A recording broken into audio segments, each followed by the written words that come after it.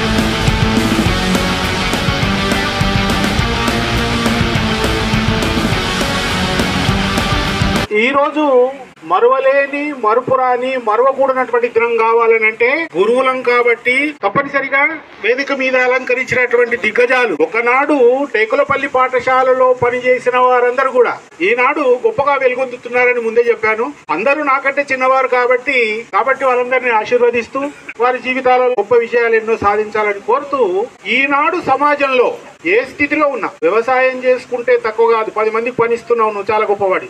ఉద్యోగం గొప్ప కాదు. ఉద్యోగం అంటే ఏమిటి? కట్టుబడి ఉండడం. ఏ విద్యార్థి కూడా ఖాళీ లేకుండా ఏదో సొంతంగా బతుకుతున్నాడు అంటే అంతకంటే ఆనందం లేదు. నా హృదయ కుసుమాలైన నా విద్యార్థులను ఆశీర్వదిస్తూ అందరూ పెళ్లిళ్ళు అయ్యాయి, పిల్లలు పుట్టారు కదా. రోజు మీ భర్త ముఖం చూసి ఎంతసేపు మాట్లాడుతున్నారు? భార్యను చూసి మీరు ఎంతసేపు మాట్లాడుతున్నారు? సరే, ఉద్యోగం చేస్తున్నాము, ఉదయం ఇంటి నుంచి వెళ్తున్నాము, సాయంత్రం వస్తున్నాము, మనల్ని మనమే చూసుకుంటున్నాము, ఏనాడు కూడా పక్కవాన్ని చూసుకోవడం లేదు. సమాజంలో ఉన్న సమస్యలను కనుక మనము తీర్చడానికి ప్రయత్నం చేయకపోయినట్టయితే ఏమవుతుంది? చిన్న గ్రామంలో ఆ గ్రామానికి పెద్ద ఉన్నాడు. మామూలుగా గ్రామాలలో పెంపుడు జంతువులను పెంచుకుంటాం కదా, ఆయన అలాగే ఒక కోడిని ఒక మేకను పెంచుకున్నాడు. అయితే తన ఇంట్లో ఉన్నటువంటి పెంపుడు జంతువులలో కోడి ఉంది, మేక ఉంది కదా, అదే ఇంట్లో ఒక ఎలుకని నివసిస్తుంది. ఆ ఎలుక వీడితో స్నేహం చేసింది. అప్పుడప్పుడు మాట్లాడుకునేవారు. భార్య వచ్చింది, ఇంట్లో ఎవరి ఆధిపత్యం నడుస్తుంది? భార్యదే. భార్య లేనిది భర్త లేడు. రేపు సుఖజీవనం గడపాలంటే ఈనాడు మీరు అంటున్నారు, గుండె మీద చేసుకోండి శైలజ, భర్తతో తన కుటుంబంతో ఎంత సంతోషంగా గడుపుతున్నాము. భర్త ముఖం మీద పెళ్ళైన కొత్తలో ముఖం చూసి ముఖం మాట్లాడే వాళ్ళం, పిల్లలు అయ్యారు. ఈనాడు భర్త మన ముఖం చూసి ఎంతసేపు మాట్లాడుతున్నారు, మీరు భర్తతో ఎంతసేపు మాట్లాడుతున్నారు. కారణం ఏమిటి? ఎందుకు తగ్గిపోయింది ప్రేమ? తగ్గకూడదు. భార్య వచ్చింది, ఆమె ఇంట్లో తిరుగుతున్నటువంటి ఎలుకను చూసి అసహించుకుంది. ఆమెకి ఎలుకలంటే పడదు. తినడానికి కూర్చున్నారు, భర్తతో అంది, ఈ ఎలుకను ఎలాగైనా చంపాలండి, మన ఇంట్లో ఎలుక తిరుగుతుంటే నాకు అసహ్యం వేస్తుంది అంది. భార్య మాట కదా, ఏం చేద్దాము, దానికి ఎలుక బోన్ ఉంటుంది కదా, పెడదాంలే రేపు అన్నాడు. ఆ మాట విన్నటువంటి ఎలుక, ఇన్నాళ్ళు హాయిగా జీవించాను, నన్ను చంపుతా అంటున్నారు అని కోడి దగ్గరికి వెళ్ళి అడిగింది. కోడి గారు, మరి ఇన్నాళ్ళు మనం కలిసే ఉన్నాము, నన్ను చంపుతారంటున్నారు, నీకు ఆవిడ గింజలు వేయడానికి వచ్చినప్పుడు ఎలుక చాలా మంచిది, దాన్ని చంపొద్దని చెప్పు అంది. అంటే అప్పుడు కోడేమంది, అది నీ సమస్య, నువ్వే తీర్చుకో, నాకు అవసరం లేదని. సరే, మేక దగ్గరికి వెళ్ళింది. మేక కూడా అదే మాట అంది. అయితే ఈ ఊరి చివరిలో ఒక చెరువు ఉంది. ఆ చెరువులో ఒకటే ఒక సొరచేపు ఉంది. చిన్న చిన్న చేపలు వేరే ఉన్నాయి, ఒక సొరచేపు ఉంది. సొరచేప దగ్గరికి వెళ్ళి చెప్పింది, ఇది నీ సమస్య, నేను చంపుతాను అన్నారు, మమ్మల్ని అనలేదు కదా అనగానే ఎలుక ఇంటికి వచ్చింది. ఆ రోజు రాత్రి బోను పెట్టాడు. భార్య మాట విని భర్త బోను పెట్టాడు. అర్ధరాత్రి శబ్దమైంది. కాగానే ఓహో ఎలుక చనిపోయింది, పీడ పోయిందని చెప్పేసి ఆ కొత్త పెళ్లి కూతురు వేగంగా వచ్చేసి ఏం చేసింది, బోను మీద చేయబెట్టింది. ఎలుక చచ్చిపోయి తీసుకుపోదామని. వెంటనే అందులో ఉన్న పాము కాటేసి. బోన్లో ఏం పడింది బిడ్డ, పాము పడి. చీకట్లో చూడలేదు, పాము కరవగానే పాము పాము అని చెప్పేసి అరిసి ఆమెను తీసుకెళ్ళి ఆయన మంచం మీద పండబెట్టాడు. ఇక తెల్లారి గ్రామంలో తెలిసింది. మామూలుగా గ్రామంలో ఎలా ఉంటుంది, ఏవింట్లో అయితే ఏదైనా సమస్య అయిందంటే గ్రామం అక్కడనే ఉంటుంది, ఏ పని చేయరు. మరి అందులో ఆయన కుల పెద్ద, ఆయన గ్రామానికి పెద్ద, అన్ని పనులు మానేశారు, అక్కడనే ఉన్నారు. ఆమె ఎప్పుడు కోలుకుంటుందని మంత్రగాళ్ళు మంత్రం వేస్తా ఉన్నారు, వైద్యులు వైద్యం చేస్తా ఉన్నారు. 10 గంటలు అవుతుంది. అందరికి టీలు పోసాడు, టిఫిన్లు పెట్టాడు, మధ్యాహ్నం భోజనం పెట్టాడు. ఒక రోజులో లేస్తుంది అనుకుంటే లేవట్లేదు ఆవిడ. 2వ రోజు అయింది. ఏం చేయాలా, రోజు టీలు టిఫిన్లు భోజనాలు పెడుతూనే ఉన్నాడు. ఇక వారం రోజులు అవుతుంది, రోజు కూరగాయలు పెడితే ఎలాగా, అందుకే మాంసం పెట్టాలనుకున్నాడు. మొట్టమొదలు ఏం చేశాడు, కోడిని కోసాడు, బిర్యానీ చేసి అందరికి పెట్టాడు. అయినా 2వ వారం జరుగుతుంది, ఆమె కోలుకోలేదు. మళ్ళీ పప్పన్నం పెడుతూ మళ్ళీ వారం అవుతుంది. ఏం చేశాడు, మేకను కోసి పెట్టాడు. మేకను కోసి పెట్టిన తర్వాత కోడి చచ్చిపోయింది, మేక చనిపోయింది. వేరే వైద్యుడు వచ్చాడు. వేరే వైద్యుడు వచ్చి ఏమన్నాడు, ఆ వైద్యుడు చేసినటువంటి వైద్యం అంతా సరి అయినది కాదు. ఇప్పుడు ఈమె విషం తగ్గాలంటే సొరచేప రక్తం తీసుకొచ్చి రాసినట్టయితే ఈమె లేస్తుంది అన్నాడు. ఊరోళ్ళందరూ ఇల్లు ఇడిచిపెట్టి ఎక్కడ వెళ్ళారు, కొలను దగ్గరికి వెళ్ళారు. సొరచేపను చంపారు, రక్తం తీసుకొచ్చి రుద్దారు. ఆమెకు తక్కువయ్యింది. 3 చచ్చిపోయారు. ఎలక హాయిగా ఉంది. అంటే సమాజంలో సమస్య నీకు ఎదురయ్యిందంటే ఆ సమస్యను కనుక నువ్వు ఎదుర్కొని సలహా ఇచ్చో ఏదో చేయకపోయినట్టయితే రేపు పొద్దుగల నువ్వు కూడా చేస్తావు. ఆ సమస్య నిన్నే చుట్టుకుంటుంది. ఇలా సమాజంలో ఉన్నటువంటి సమస్యలను తన కుటుంబాన్ని చూసుకుంటూ, నాకు ఉద్యోగం దొరికింది చాలు, పక్కవాడితో నాకేమవసరం, ఆ భార్య పిల్లలు బాగుంటే చాలు అని జీవనం జరుగుతున్న ఈ సందర్భంలో సమాజంలో ఉన్నటువంటి చెడును తొలగించడానికి ప్రయత్నం చేయాలి. సమాజంలో ఉన్న సమస్య తనకెదురైతే లేదా తనకు ఎవరైనా చెప్తే తీర్చడానికి ప్రయత్నం చేయాలి. కానీ పట్టించుకోకపోయినట్టయితే ఒకనాడు లేకున్నా నాడు మిమ్మల్ని చుట్టుకుంటుంది. పిల్లవాడి మార్కులను చూసి సంతోషపడితే అంత మోసం ఇంకొకటి లేదు. వాడు ఏం నేర్చుకుంటున్నాడు, జ్ఞానం ఎలా ఉంది వాడికి, ఆ జ్ఞానాన్ని పరిశీలించండి. ఇంటర్మీడియట్లో ethics and human values intermediate చేసిన వాళ్ళు చదివినారా? Ethics and human values. మానవ జీవితంలో ఈనాడు తాము భార్యల కుట్టు పని చేస్తూ కూడా కుటుంబానికి పోషణను ఇస్తున్నారంటే తక్కువేం కాదు. ఎవరేం తక్కువ అనుకోవాల్సిన అవసరం లేదు. అందుకే పవన్ కళ్యాణ్ ఒక డైలాగ్ అంటాడు, ఏం చెప్పండి, ఎక్కడ తగ్గాలో తెలిసిన వాడే మొగోడు అంటాడు. కానీ ఎక్కడ తగ్గాలి, మొగోడు ఎక్కడ తగ్గాలరా, పెళ్ళాం దగ్గర తగ్గాలి. తగ్గకపోతే కుదరదు. నువ్వు బయట తోపే, లోపట నువ్వు గనక పెళ్ళాం మీద. ఒక మగవాడికి ఏం కావాలి, ఉద్యోగం కావాలి, స్నేహితులు కావాలి, పార్టీలు కావాలి, పప్పులు కావాలి. పెళ్ళానికి ఏం కావాలి, భర్త తనతో సహచర్యంగా ఉండాలని. మగవాడు పెద్ద పెద్ద కోరికలు ఉంటాయి, ఆడదానికుంటే కోరిక చిన్న కోరిక. అందుకే మీకు చెప్తున్నాను, సంసారం చేసేవారికి భర్త ఈనాడు బయటి దారి పడుతున్నాడంటే కూడా తప్పు కాదు, మీ తప్పే. భార్య బయట దారి పడుతుందంటే ఎవరు తప్పు, మీ తప్పు. అది ఎవరు తప్పు కాదు. అందుకే భర్తతో ముఖం చూస్తూ మాట్లాడండి. రాగానే ఆయన ఫోన్లో ఆయన, నీ ఫోన్లో నువ్వు, నీ పిల్లల ఫోన్లో ఫోన్ పడేయండి. ఏనాడైనా ఒక అరగంట సేపు ప్రశాంతంగా భార్య పిల్లలతో మాట్లాడుతున్నామా? పెళ్లి చేసుకోక ముందు లవ్ చేసినప్పుడు డార్లింగ్ బాగున్నావా, మరి పెళ్ళైన తర్వాత నీ భార్యను డార్లింగ్ అన్నావా? ఏంటన్నా, ఎందుకు, ఏమైంది, ఏం తగ్గింది? ఒక రాజు, పెద్ద గొప్ప రాజు, ఆయన ఒక వేషాలోళ్ళు అవుతాడు. అంటే రాజులకు మామూలుగా వెళ్తుంటారు కదా. ఆమె చాలా తెలివిపర్రాలు, చాలా గొప్ప విషయం గుర్తుపెట్టుకోవాలి. అయితే ఆమె ఏం చేస్తుంది, ఆయన భార్య మీద ఆమెకు మనసు కల్పించాల. ఎలా, ఒకనాడు చాలా తీపి పదార్థాలను సిద్ధం చేసి, అన్ని తీపి పదార్థాలను సిద్ధం చేసి తినమందాయి. అన్ని తీయగా ఉన్నాయి, బాగున్నాయి అన్నాడు. అంటే ఇన్ని పదార్థాలు ఉన్నాయి కానీ అన్ని ఎలా ఉన్నాయి, ఇంతమంది స్త్రీలలో నువ్వు పోయినా అందరిలో ఉన్నది ఒకటే అని చెప్పి రాజు తల వంచుకున్నాడు. భార్యతో కాపురం చేశాడు, బ్రహ్మాండంగా ఉన్నాడు. అక్కడ తెలుసుకోవాలి, భార్యాభర్తల యొక్క బంధంలో గుడ్డును పగలగొట్టుకుని పైకి వస్తుంది కోడిపిల్ల. రాయిలాంటి టెంక చీల్చుకుని మొలకెత్తుతుంది. కోతి పిల్ల ప్రసవం అయ్యేటప్పుడు తల మాత్రం బయటకు వస్తుంది, తల 2 చేతులు వస్తాయి. ఆ తర్వాత తల్లి కాళ్ళను సహాయంతో తోసుకొని బయటకు వస్తుంది. అంటే ఎవరి సహాయం లేకుండా ప్రసవించేది జంతువు. మరి మనిషి పుట్టేటటువంటి కొడుకు తల్లికి ఎంతో ఆవేదన చేసి ఎన్నో కష్టాలు చేసి బయటకు వస్తుంది. కాబట్టి అలాంటి కొడుకు 10 సంవత్సరాలు మీ ఆలయంలో ఉంటాడు. 10 నుంచి సమాజం పరిచయం అవుతుంది వాడికి. 16 సంవత్సరంలో ఎవరు అవుతాడు.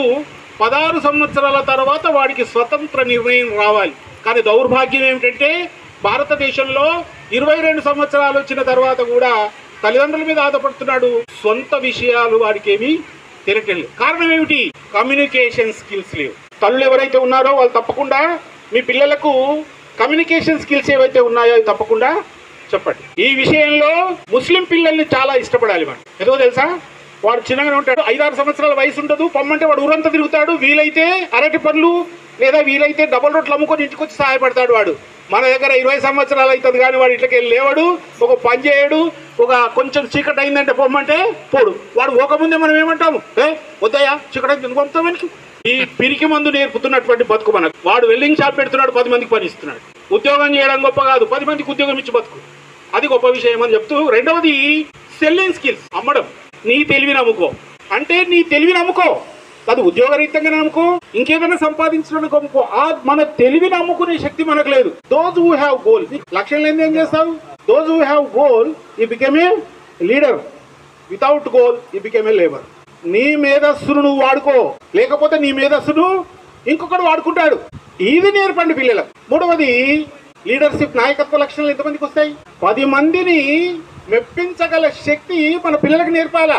ఒకనాడు మనం చదువుకునే రోజులలో 8, 10, 9 మీరు చదువుకునే రోజులలో ఇంతమంది పిల్లలతో మీకు వ్యతిరేక భావన ఉండేది కాదు, స్నేహితులాగానే ఉండేవాళ్ళు.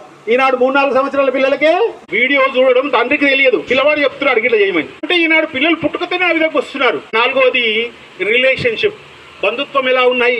మన తల్లిదండ్రులతోనే బంధుత్వం మనకు సరిగ్గా లేదు, మిగతా వాళ్ళతో బంధుత్వం ఎలా ఉంటుంది? మీ పిల్లలకు ఇవి అభివృద్ధి చేయండి, వాడు ప్రపంచంలో ఎక్కడ పోయినా బతుకుతాడు. మీరందరూ సొంత శక్తితో మార్పులు సంపాదించారు కాబట్టి మీ అందరికీ మరోసారి ఆశీర్వదిస్తూ, ఆడవాళ్ళు బాగా వినాలి. నువ్వు ఉద్యోగం చేయడానికి వెళ్ళినా నీ భార్య సంతోషంగా ఉంది, నీ భార్య ఫీల్ అయినా నువ్వే ఫీల్ కావాలి, నువ్వు ఫీల్ అయినా నువ్వే ఫీల్ కావాలి, వేరేడు ఎవరు కాడు. అందుకే నీ భార్యను సంతోషంగా ఉంచమని చెప్తున్నాం. ఎందుకంటే ఆమె కొట్లాడింది అనుకో, ఆ కొట్లాడిన తర్వాత ఇంట్లో నేను వచ్చి స్కూల్లో వచ్చి పద్యం ఏం చెప్తా? మాతృహృదయం చెప్పాలి. పిల్లలంతా కొట్లాడినా ఏం చెప్పాలి? చెప్పడానికి వస్తుందా? ప్రతి భర్త, భార్య గృహస్థురాలే కావచ్చు, ఉద్యోగస్తురాలు పక్కెట్టండి, ఆమె సంతోషంగా ఉంటేనే నువ్వు సంతోషం లేకుంటే నీకు లేదు. 100% అది నిజము. మీరు చేసేటటువంటి మీ పిల్లల ముందు ఏమన్నా ఉంటే మీరిద్దరు వేరుగా కొట్లాడుకోండి. మీరు మీ పిల్లల ముందు పోట్లాడుకోవద్దు. మీ పోట్లాట్లు ఉంటే వాళ్ళు పడుకున్నాకనో వాళ్ళు లేనప్పుడు పోట్లాడుకో. మీ పోట్లాట ప్రభావం పిల్లల మీద పడుతుంది. మీ పిల్లల్ని ఆ విధంగా పెంచాలని కోరుతూ, మీరు నవదుర్గలు, ఎలా నవదుర్గ అవతారం ఎత్తారా మీరు? ఉదయం కాగానే ఇంటి పనులు చేస్తుంది కదా, ఒకవైపు పప్పుకు పోసు పెడుతుంది, ఇంకొక వైపు అన్నం కలుపుతుంది, వెళ్ళి తన కూతురుకు జడ వేస్తుంది. అదే సమయంలో మళ్ళీ భర్తకు టిఫిన్ కడుతుంది. అష్టభుజం అంటే ఏంది? 8 భుజాలు కలిగినటువంటిది. అంటే ప్రతి స్త్రీ అష్టభుజిగా వ్యవహరిస్తేనే కుటుంబం నడుస్తుంది. అది మొదటి అవతారం. మహిళా దినోత్సవం నాడు లేవగానే మీ భార్యకు మహిళా దినోత్సవ శుభాకాంక్షలు చెప్పారా? లేదు. ఎవరైనా చెప్పారా? నీ భార్యకి నీకు మహిళా దినోత్సవ శుభాకాంక్షలు చెప్పినప్పుడు బయట ఏం చెప్తావా? తల్లి, తండ్రి, అక్క, చెల్లెలు కూర్చొని ఇప్పుడైనా ఇది విన్న తర్వాత ఫోన్లు పక్కకు పెట్టండి. ఇంట్లో ఒక అరగంట సేపు నీ పిల్లలతో నీ భార్య హృదయం ప్రశాంతంగా నీతో పంపితేనే నువ్వు తర్వాత ఉద్యోగం చేసి ప్రశాంతంగా ఉంటావు, లేకపోతే ఏముండవు. రెండవది, పిల్లల్ని సాయంకాలం రాగానే మనం పట్టించుకోం. పిల్లలకు చదివించేటప్పుడు సరస్వతిగా మారిపోతుంది. రెండవ అవతారం స్త్రీ. మొదటి అవతారం అష్టభుజి, రెండవ అవతారము సరస్వతి, ఓపికతో చదివిస్తుంది. ఇక మూడవ అవతారము ఇంటి ఖర్చు పొదుపు చేస్తుంది. నువ్వు ఆదరాబాదరగా ఖర్చు చేస్తావు కదా, అప్పుడు భార్య ఏం చేస్తుంది? మొట్టమొదటి జీతం రాగానే కొంత తీసుకొని పొదుపు చేస్తుంది. కాబట్టి అప్పుడు లక్ష్మీదేవి అవతారం, మూడవ అవతారం. ఇక నాలుగో అవతారం ఏదైతే ఉందో, వంట చేస్తూ ఉన్నప్పుడు తన పిల్లలు పుష్టికరమైన ఆహారం తినాలి, రుచికరమైన ఆహారం తినాలని కానీ భోజనాన్ని అందిస్తుంది. అది అన్నపూర్ణ అవతారం. ఎంత అసలు మీకు తెలవటం లేదు, మీ శక్తి మీకు తెలవటం లేదు, తెలుసుకోవాలని చెప్తా ఉన్నాను. జైసా అన్న వైసా అమ్మన్ అంట. తన మనసులో ఏమనుకుంటూ వండుతుందో అది ఆహారంలో చేరుతుంది. ఆనాడు నీ పరిస్థితి అంతా ఆ విధంగానే ఉంటుంది. అందుకే పూర్వకాలంలో మడి కట్టుకొని పూజ చేయాలని చెప్పేవాళ్ళు. పవిత్రమైనటువంటి భావన ఆనాడు. ఈనాడు కట్టుకొని అంటలేదు, మంచి మనసుతో అన్నం వండండి. ఐదవది, మరి కుటుంబ విషయాలలో కొన్ని సమస్యలు వస్తాయి. అప్పుడు దృఢంగా నిలబడేది ఎవరు? భార్య, తల్లి నిలబడుతుంది. ఏ కొడుకైనా ఎంత సమస్య వచ్చినా మొట్టమొదటి ఎవరితో చెప్పుకుంటాడు పోయి? దృఢంగా నిలబడ్డప్పుడు ఆమె ఒక పార్వతీదేవి అవతారం ఎత్తుతుంది. భర్త తడిత్తు వాళ్ళు తీసుకొచ్చి ముందర పడేశాడు, డైనింగ్ టేబుల్ మీద పడేశాడు, మంచం మీద పడేశాడు. ఏమవుతుంది అప్పుడు? నువ్వు ఎంత కోపం వస్తుంది? ఇల్లింత శుభ్రం చేశాను, ఇలా చేస్తాడా అని వెంటనే ఆమె దుర్గాదేవి అవతారం ఎత్తుతుంది.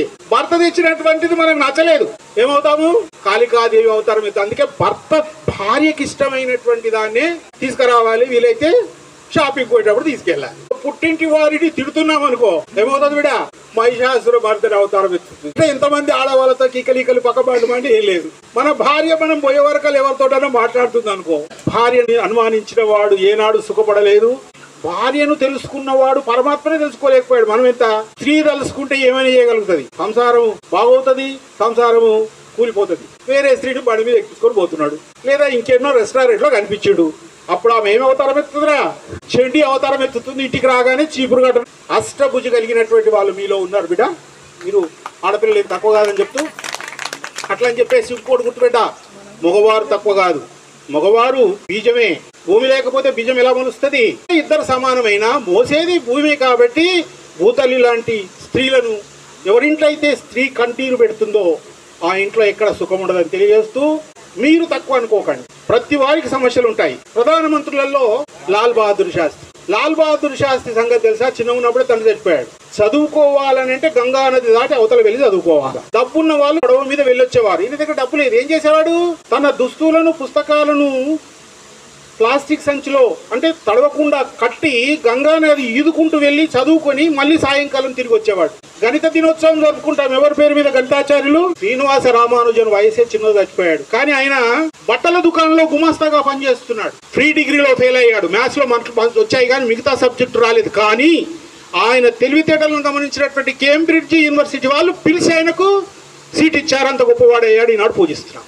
మోక్షగుండం విశ్వేశ్వరయ్య. ఏం జరుపుకుంటాం ఆయన పేరు మీద? ట్యూషన్ చెప్పుకుంటూ డిగ్రీ చేశాడు. ఆయన అంత గొప్పవాడయ్యాడు. సర్ ఐజాక్ న్యూటన్ 5వ తరగతి 2 సార్లు ఫెయిల్ అయ్యాడు. తర్వాత పుంజుకున్నాడు. భూమికి ఆకర్షణ శక్తి ఉందని కనుగొని ప్రపంచంలోనే ఖ్యాతిగాంచాడు. థామస్ ఆల్వా ఎడిసన్ 299 సార్లు ఫెయిల్ అయ్యాడు. ఆయన అసహించుకున్నా ఆయన తన ఉత్సాహాన్ని తగ్గించుకోలేదు. 300 సార్కి బల్బు. హాయిగా ఈనాడు మనం బల్బు కింద కూర్చుంటున్నాం. సత్యవాది లోక విరోధి. ఈనాడు మీరు ఇంత సంతోషంగా కార్యక్రమం జరుపుకుంటూ వచ్చారని అంటే ఎంత సంతోషము! మా పిల్లల కంటే ఎక్కువ మిమ్మల్ని చూడగానే సంతోషం కలుగుతుంది మాకు. అందుకే పిల్లలతో ఉన్నాను అనుబంధం అలాంటిది. మొట్టమొదట మీరు 10వ తరగతిలోకి వచ్చిన నాడు ఉపాధ్యాయులందరూ కొత్త. 10వ తరగతి చెప్పిన అనుభవం ఎవరికి లేదు. వాళ్ళని ఎన్ని విధాలా నేను పొడిచానో వాళ్ళకి తెలుసు. రాత్రి తరగతులు పెట్టి మగపిల్లల్ని స్కూల్లో ఉంచాము. ఆడపిల్లలందరినీ ఎవరింట్లో అవకాశం ఉంటే నలుగురు కూర్చోమన్నాము. వాళ్ళ తల్లిదండ్రులకు చెప్పాను, కూర్చున్నారు. వాళ్ళను సాయంత్రం ప్రకాష్, ఆ తర్వాత రత్నం పర్యవేక్షణ చేశారు. ఆ సంవత్సరము తలెత్తుకునేటట్టుగా మీరు నమ్మిన నమ్మకపోయినా రిజల్ట్ వచ్చింది. ఆ పేపర్లు చూస్తే నా కళ్ళకి నీళ్ళు వస్తున్నాయి. ఉన్నాయా నా పిల్లల నెంబర్లు? నిజమైన ఉపాధ్యాయుడు సచ్చే వరకు విద్యార్థి. నేను రోజు పుస్తకాలు చదువుతూనే ఉంటాను. మీరు సంపాదించిన జ్ఞానంలో ఉపాధ్యాయుడిది 25%. ఎవడైతే గురువు మాట విని సక్రమంగా జీవనం సాగించారో వాళ్ళు తప్పకుండా మంచి జీవితంలో ఉన్నారు. ఉద్యోగము లేదు, ప్రభుత్వ ఉద్యోగము లేదనే మాట మీ మనసులో నుంచి తీసేయండి. ఎప్పటికప్పుడు మీరు ఏం చేయండి? ఆస్కట యాటిట్యూడ్ మార్చండి. వాడు నీ స్కిల్లో మార్పు రావాలి, నీ నాలెడ్జ్ లో మార్పు రావాలి. గ్రూప్స్ రాయండి. నీకు అవకాశం ఉంది, నీ నాలెడ్జ్ ఇంప్రూవ్ చేసుకో. నీకు వచ్చి 60-70 చాలా కోట్లు సరిపోవటం లేదు ఈనాడు. అంతటితో మీరు ఎందుకు అయిపోతారు? ఎందుకు ప్రయత్నం చేయరు? చెయ్యండి. తప్పకుండా సక్సెస్ మీ వెంటనే ఉంటుందని తెలియజేస్తూ, ఈ రోజు ఇంతమందిలో ఎవరో ఒకరు మార్పు రావాలి. భార్యాభర్తల జీవితాన్ని సరిదిద్దుకోండి. నిజంగా మీరు ఫోన్లు పక్కకు పెట్టి మా భార్యతో ఈ రోజు రాత్రి లేదా రేపు వీలైనప్పుడు పిల్లలతో కూర్చొని ఫోన్లు పక్కకు పెట్టి చిన్ననాడు ముచ్చట్లు అవి ఇవి మాట్లాడుకుంటూ ఉండండి. ఎంత ఆనందం కలుగుతుందో చూడండి. స్వామి ఏం చెప్తే జరుగుతుందని తెలుసు. ఈ పిల్లవాడు వెళ్ళాడు, స్వామి నేను 10వ తరగతి పాస్ అవుతావు నాయన. స్వామి మీరు చెప్తే తప్పకుండా అవుతానంటారు కాబట్టి అందుకే వచ్చానన్నాడు. లేదు నాయన నువ్వు పాస్ అవుతావు పో అన్నాడు. ఇప్పుడు పరీక్ష రాశాడు, తప్పాడు. పరుగున వెళ్ళాడు. స్వామీజీ ఏమిటి మీరు అన్నట్టు జరుగుతుంది అన్నారు, మరి నేనేమో మీరు పాస్ అవుతారన్నాడు, ఈనాడు ఫెయిల్ అయ్యాను, ఇదేంటి కారణం అన్నాడు. అంటే నాయన ఇప్పుడు కూడా చెప్తున్నాను, నేను అన్నట్టే జరుగుతుంది అన్నాడు. మరి నేను పాస్ కాలేదు. నువ్వు పాస్ అవుతావు అన్నాను కానీ ఈ సంవత్సరం పాస్ అవుతానని లేదు కదా, తర్వాత పాస్ అవుతావు. కాబట్టి స్వామీజీలను వాళ్ళని వీళ్ళని నమ్ముకోండి. మీ శక్తిని మీరు నమ్ముకోండి. తప్పకుండా గొప్పవారైతారని తెలియజేస్తూ వేదిక మీద ఉన్న మిత్రులందరినీ ఆశీర్వదిస్తూ, నా పిల్లల్ని కలుసుకున్నందుకు నిజంగా ఈరోజు సుదీరంగా భావిస్తూ అందరినీ ఆశీర్వదిస్తూ ముగిస్తున్నాను. జై హింద్.